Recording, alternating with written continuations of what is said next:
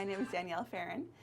My company is Fun Places, and I am a designer and create murals all over public spaces, public art, pediatric locations, all kinds of things like that. I love that.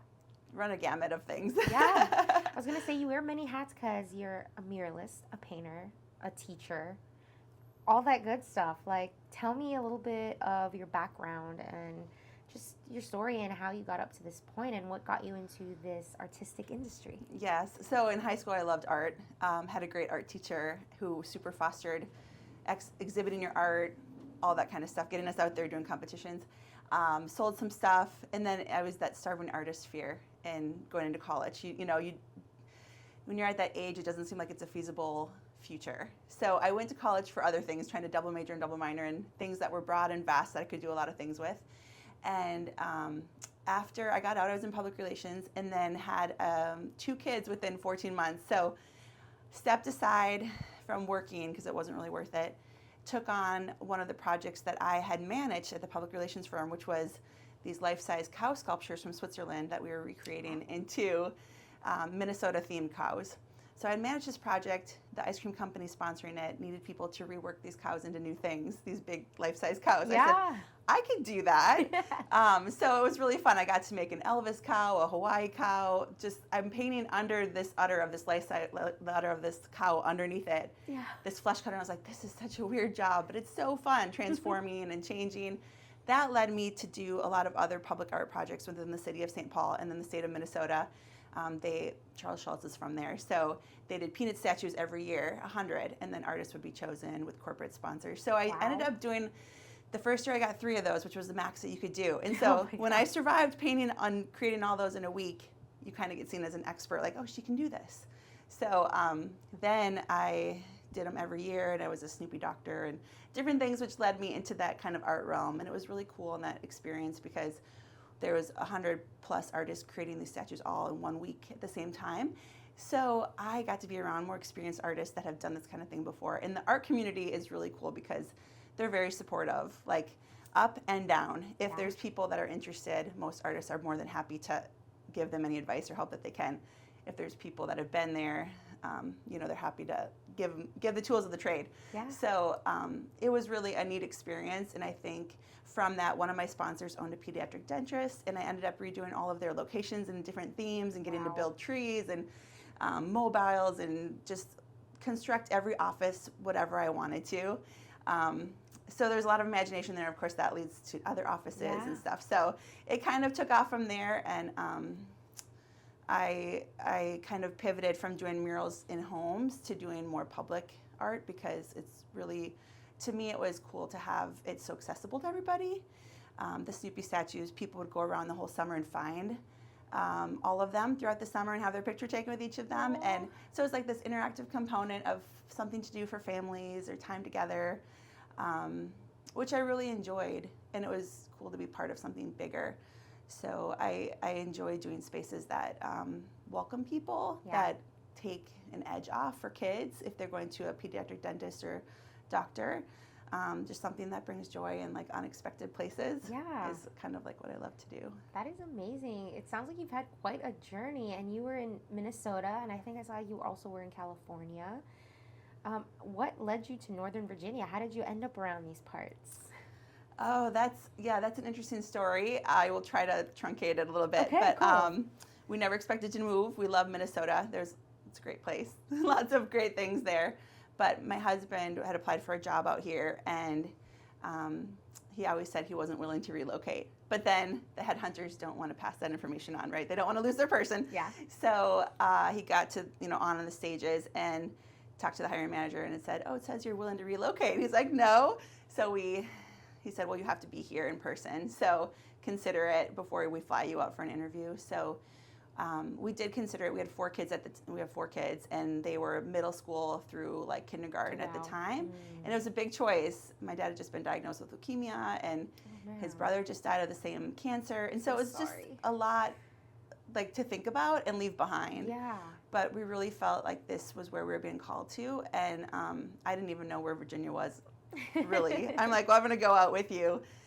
when you go for your interview to see what this place is like. And I remember the man on the airplane next to me said, "You have to go to Wegmans. Have you ever been to Wegmans? You have to go to Wegmans." And I'm like, "I've never heard of Wegmans." So I dropped my husband off at the interview, and I have the rental car for a few hours to check out this place called Virginia and see if it's someplace I could be. And I went to Wegmans, and I looked around, and I'm like, "Are these people good? Are they normal? Are they okay?" Of course, how can you go wrong when you're looking at Wegmans? Yeah, exactly. So we ended up moving out here, and it was really a good thing. I see how it changed my kids, their opportunity to have grit and adapt. I don't regret it. I'm not saying it was easy. There's still some hard things when you move to a new place. There's definitely a time of transition, and I think you realize more what you left behind. You appreciate it more when you don't have it. Minnesota has like 14,000 lakes, and I came here looking for the lakes, and there's no lakes in Virginia. I'm sorry. I'm like, where do you swim, people? Of course, pools, but we didn't have a pool at the time. So you appreciate, which is good, and kind of take what you know from where you are and plant it in your new place. And I think that Minnesota welcome is needed here. So it's been really fun to kind of give people something different. Yeah, no, thank you. And like even just your sweater and like colorful and like bright and just like thank you. Like, okay, there's my sunshine because it's not out there today. Yes, yeah, Virginia needs color right now. Yeah. I love Virginia now. It's really come to be home, and my kids are, getting married and having kids and settling here. So I think we planned on staying 2 years, and I think we'll be here a lot longer. So okay, cool. Yeah. And now tell me how you came up with the name of your business. Oh man, Fun Places. I don't even remember. It was honestly like 20 some years ago that I came up with that. It really probably comes down to a heart of my brain doesn't like boring spaces. And I think we all need that kind of pop in our days to something exciting. Life should be exciting. Yes. Sometimes it just gets so mundane and monotonous around us. And I really want my imagination to come out and bring that to other people in the means of creating fun places around them. So. Love that. Yeah, cool. And now talk to me a little bit about marketing and how you're marketing yourself and all the paintings, murals, artistic endeavors. Like, how are you putting that out there and letting people know about what you do and what you could possibly do for potential clients? Yeah, it doesn't seem like there's any end to the possibility of what there is to do. I've never had a hard time booking fully. It's mostly word of mouth. It's interesting because you can kind of, like right now I'm doing a lot in the Loudoun County Public Schools and Fairfax Public Schools. So it kind of goes in themes. I was doing a lot of elementary schools, and then I kind of start to do middle schools, and then one middle school sees what the other middle school is doing, or you get to do it at the newest middle school, and then everybody else wants to, see the difference that it makes, and they want to have that for their place too. So it's been a gift to not have to really market. I have a lot of ideas. There's a lot of niches I would love to go into when I have time. Airbnbs is a really common place for muralists to work to create that unique niche for the Airbnb. There's a lot of really cool things you can do with murals there. I love restaurant murals. I've done some in Minnesota. I haven't done a restaurant here. We've done a lot of really cool things for churches, not just in the classrooms for the kids, but even like some really sophisticated line work in lobbies and things like that that really just elevate a space for pretty inexpensive. The power of paint really can transform anything. Yes. It's really cool because Leesburg has been doing an initiative for the last couple years with public murals, and so I got to do one of their public murals for the Public Works Department at the Town Garage last spring. And that was a big 2-story exterior project over by the Lowe's. And it was really fun. I would be painting, into the twilight hours, and people would be honking and driving by and yelling nice things at me. And good. They better be nice things. Yes. No, they were great. And it's just that I can drive down 7 and look over on this little driveway that leads right to the garage and see this pop of salmon pink, and it's so fun. Yeah. And it's just neat to see, to be a part of something that people see, and they're like, "Oh, you did that." Or when I taught art at the private school, I would have students coming from other private schools, and they were like, "Oh, you did the Eagle at Loudoun Country Day School," or "You did the gym at my school," and it just kind of was this connection. Like I get to kind of secretly do mischief in places and leave my mark without people necessarily knowing. So it's really by word of mouth. Sometimes I see spaces and take a photo and design something for it and just cold pitch a client if I really want to do something. Yeah. And I think that's fun because you're kind of giving them a highlight, like maybe they've never considered that before. Maybe it's something that's not even in their mind that they could do this on a wall. You spark something in them. Right. A little improvement. Very, very cool. I love that. I love that you're just like making people's day, taking a moment to look at that and observe. Like, it's like we live in a fast world and we're looking at our phones, but if you can take the time to enjoy something and be like, wow, did someone just do that all by themselves? Like, this is incredible, yeah. You know? And part of it's really fun because whether it's in school or, an exterior city mural, or one of the murals I have coming up is going to be in the entrance to the Brambleton Library Complex, which is a great location. And there's some pediatric dentistry and offices up in there as well that will be reflected in the mural. But the part of the fun of it is having people see the process and getting a little of the behind the scenes. And there's a whole analogy to that. I feel like in life where I'm going to give you the example of a mural I'm working on right now in McLean for this middle school. It's a whole big stairwell, like 2-story stairwell. And we did this method called the doodle grid method. So basically my daughter, who's apprenticing with me this summer, and we spray painted doodles of whatever we wanted all over this 2-story wall. Cool. And they came in and they're like, did someone graffiti our school overnight? Like, this is not the design that it's supposed to be. I think they were a little freaked out, but it's been really fun to see. Then I explained to them that this is just a tool. This all gets covered up with paint. It's a way that I can overlay the design on and then freehand the design using the doodles as reference to where the lines go. And even the art teacher had never heard of that, and she was kind of freaking out. And so showing her something, which then she goes on to teach her students. The school's actually using this whole mural process as like a theme for the year, because murals don't look good at the beginning. Like, they don't. Like, you are putting your design up. Your first coats never look good. If you painted a room, you know that. Like, you can't ever trust the first coat.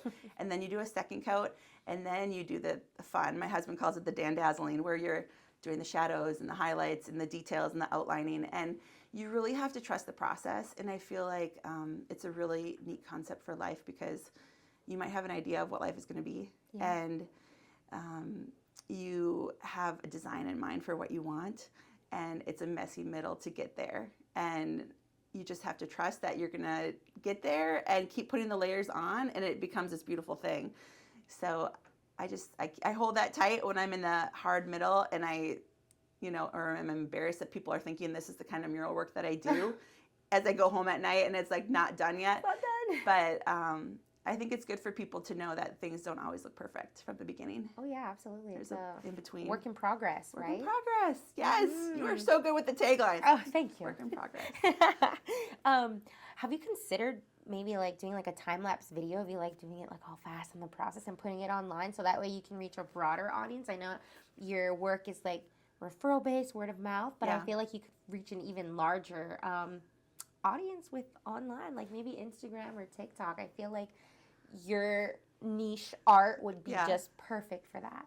It is fun, and we had we were doing in this spring, we were doing an elementary school legacy project. A lot of times 5th graders will leave a legacy gift to their school, which is, I think, a really cool idea. We've done a whole host of things, but this was a gym mural, and I actually got to paint over this is kind of funny and selfish, but I got to paint over a mural that was done by someone else from Georgia who's done a lot of the like 20-plus-year-old murals around here in the school. And I'm not a huge fan of this style. It's like the bricks breaking and the jaguar coming out and like bricks flying at you on the concrete.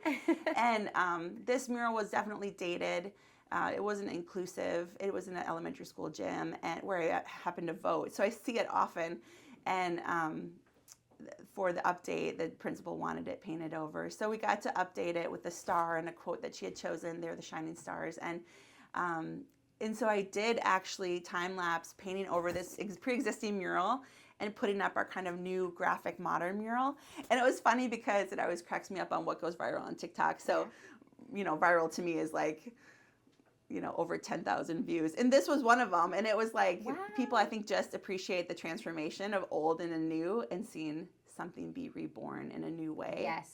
So that's a great idea. I think I should do that more. I think you should too. Yeah. It'd be cool. Or even just like talk about it and give people tips like, okay, this is why you should not put these colors together because it kind of creates this clash. Or maybe you're like, rules are meant to be broken type of girl, you know? Yeah. You should just just fun little things, nothing too crazy. Yeah. What are some current projects right now that you are excited to be working on, or can you share? Are they secrets? I don't think they're secret per se. I think hopefully by mid next week we'll be finishing up this mural in McLean at the middle school, and it's a beautiful transformation. They're really in the middle of like a 4-year remodel, and so these stairwells, they had a famous muralist team, Jesse and Katie, do one of the stairwells last summer. They're a famous muralist team from Baltimore who's done some really big projects, and super graphic, colorful. They actually did the burrows down on the way to Tyson's, that whole block long mural where it's really geometric ombre effects. And so they did this really cool stairwell. Initially, when the principal had me come design for there, she wanted spa-like colors and muted. Their colors like light blue and gray, but it's really cool. After they did that mural last summer, she's like, oh, match these colors, this vibrant, like, she had a 180 transformation to seeing the effects of color on a space and going bold and big. So she said I could use those colors too. And we designed a really neat transformative space of like a very contemporary Great Falls, super colorful. And it's like 3 miles down the road from Great Falls. So it's kind of like walking through a cascading waterfall. And I'm really excited for the students. I've already gotten great feedback. So that should hopefully finish up a week in the next week. And then we'll be starting a big gym redesign for Simpson Middle School here in Leesburg. We've got to get these big projects with lifts done while the students aren't there. Yeah. And then we'll be moving on to Willard Middle School. And they just said, here's our big budget. What do you want to do with it in our school? And I've done a good variety of projects there before. It's a beautiful middle school, and they're really intentional about space. So we'll be doing a whole cafeteria mural about legacy, and we'll be doing some murals that represent minority voices in the school because they're a very diverse school. So it's really neat to see principals with the intentions now about inclusivity and representation. And I always try to do that in my murals. Sometimes in the past, elementary schools try to shy away from people per se. And, do quotes with animals representing or, something like that. So it'll be, and I think middle schoolers and high schoolers can certainly handle, realistic representations of people and getting faces and humans out in front of them. So we've picked some really cool quotes to put up around Willard, and we're doing a new product off of the Fun Places brand called Truth Be Told.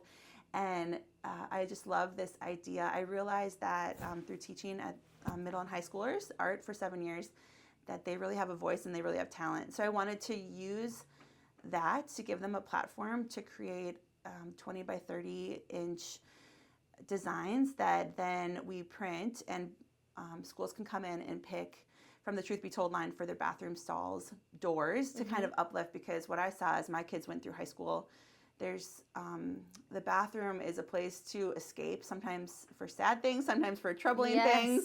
And I really just, it's a captive audience. I really just wanted to uplift that boring space, but also with intention, and giving artists the platform to have their designs licensed and represented, and see that there really is a market for their work.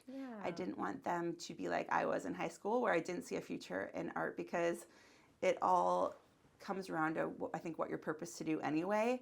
And even if you try to run from it, like here, everything I do from, teaching art to mentoring kids to murals to design work is focused around art. So you can be afraid and you can run from it, but it'll eventually find you if you're really listening to what you're supposed to be, I think. Absolutely. That's so powerful. And I really do admire that you are very inclusive and trying to be very mindful and just purposeful with the work that you do. I think that's very powerful, and then, like, the intention, like when you see something, like you see the intention. I think that's it's your legacy. I don't want to put anything up on the wall or even design anything as an option for schools that I wouldn't fully stand behind. So it's fun. I use that as a filter when I'm met with an empty space and people say design anything. It can be a little daunting to limit down, and it's an interesting process of kind of curating ideas and mashing things together and kind of pulling and researching and investigating, and then coming up with things and curating it more and making edits and it's like writing a book, Yeah. but visually. Totally. For any of our listeners who are maybe inquiring or interested in maybe having a mural or something for you to work on, Yeah. is there like a limit to what you won't do, or like are you open to anything and everything? I'm open to anything. I've done logo designs. Like I do, I just recently did a beer label design for the Cashburn beer at Parallel Whiskey Bar. I've designed coloring books for diagnostic imaging companies and licensed stuff for larger companies. So, no, with technology nowadays, I design murals using Procreate, and it's really open. I used to design murals by hand and use an old school projector, and nowadays it's so much easier with Procreate. You can design something up, and it's easily to make edits. It's really the process that I do anyway. Designing a mural is design, and so it just is putting it out into different platforms. So, and I always do free consultations with people if they have a space that they want me to come see. My personality style is ENFP, so I'm a visionary. So I always have lots of ideas, like probably too many ideas for people. That's a good thing. But I love this energy of getting together with somebody in a space and talking through what could be and getting their ideas too in there, and then they feel part of the change, which is really cool, as they should. They're the ones living in the space or leader, being a leader in the space, and so to get their heart and what they want the outcome to be from a change is really important. Okay. And where do you see yourself as a person and with your business in the next 5 years? Good question. The look ahead.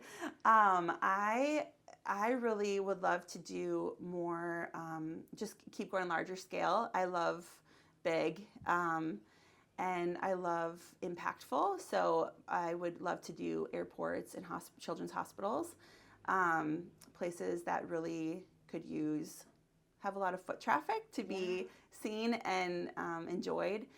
I would love the Truth Be Told line to continue to expand and into products and things that uplift, whether that's on products or apparel or things like that, and using my artist designs on other things as well as in schools and so I mean the sky's the limit. I'm only getting older and climbing up 2-3 levels of scaffolding to do things just gets harder. So the more I can mentor a team of people, and the more I can just kind of do some of the design work as well at home and have that be the guiding force, and other people helping me paint probably the better. And I would love to I really enjoy when I travel and do murals in other places. I just, this February got back from Uruguay where I did some murals, and it was my second time going there and muraling there. And it's just unique to see a place and to work with the confines of that place to create something that works there. So I was at a retreat center in Uruguay right on the Rio de la Plata, which is like an ocean. It's the widest river in the world, and it's there's waves and everything. So one of the things I painted was a shipping container while I was there for this retreat center, and I could have done anything on it. So I walked the property, which is beautiful, full of gardens, and picked out some of the organic elements of the property and put them on there. So it kind of blend in, but it definitely doesn't. I mean, it's very graphic and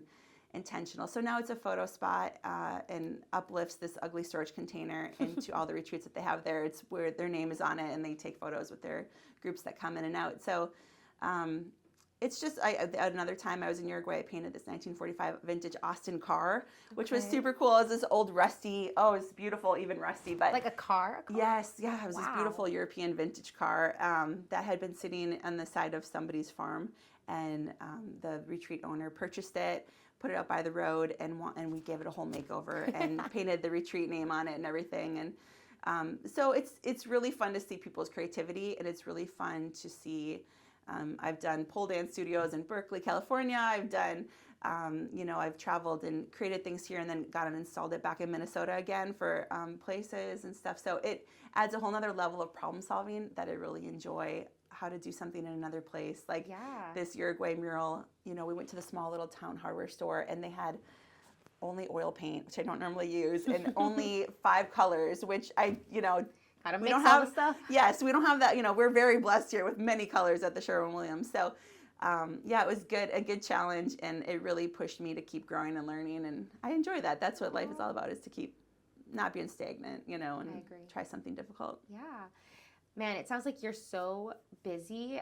I'm almost like scared to ask you this question, but not really. But like, because you're so busy, like, how do you unwind, and what are like your hobbies? I know that you're like art. I live it and breathe it, right? But like, is there anything outside of art that you also enjoy? Maybe like reading a good book, having some tea on the side, going on long walks on the beach. I don't know. Share with us. I will take that. If we had a beach here in Ashburn or Leesburg, I would totally take long walks on the beach. I do love that. When I go to the beach, I still infuse it with creativity because I love collecting shells. We go down to Cape Canaveral often, and I paint little quotes in them with some ink, and I put them back. And I watch people secretly pick them up and keep them. And so that is a hobby of mine. But here, like I said, I have 4 kids, and I'm going to be a grandma in 2 weeks for the first time. Congratulations. So I'm super excited to have babyness in my life, and my kids are one of my hobbies. And I'm an adventurer. I like exploring with friends and doing things. I love trivia every week with a team of people. It's a lot of fun. And I mean, honestly, sometimes downtime is painting, either on a location at a mural. It's, I have headphones on, I'm listening to a podcast or songs, and it's almost therapeutic just to, pull your lines and kind of get into that zone and leave the world behind. Yes.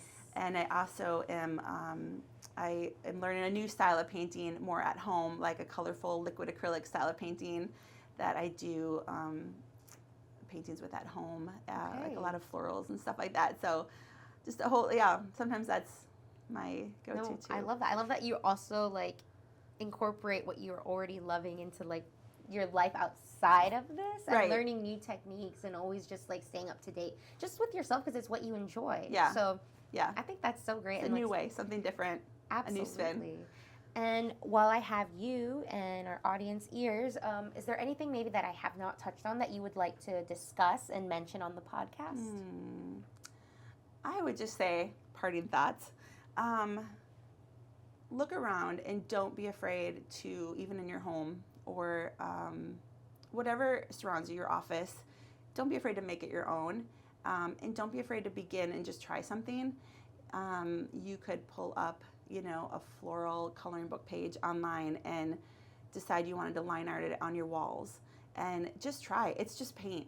Like, you can paint over paint. There's nothing that you can't fix with paint. And I tell that to my apprentices that I have painting with me who are nervous, if something happens, or I said, it's just paint. Like, we can fix anything, and it's learning. So that goes for the people wherever you're at. That goes for if you want to learn something new. I've always wanted to watercolor. I have some friends say, well, start watercoloring. It's like learning a language. You're not good. It's a muscle that you learn through practice. I don't have an art degree, right? But I have the 20-some years of experience of time put into it that has put me where I am as an expert. You are an expert. So it's just starting. It's just beginning. And I think, honestly, I say sometimes anybody could be a muralist. It's just knowing the tools. It's having the bravery to face a big wall and to go big. And it's the bravery of beginning. I've been doing this for so long, and I still get nervous facing a new wall.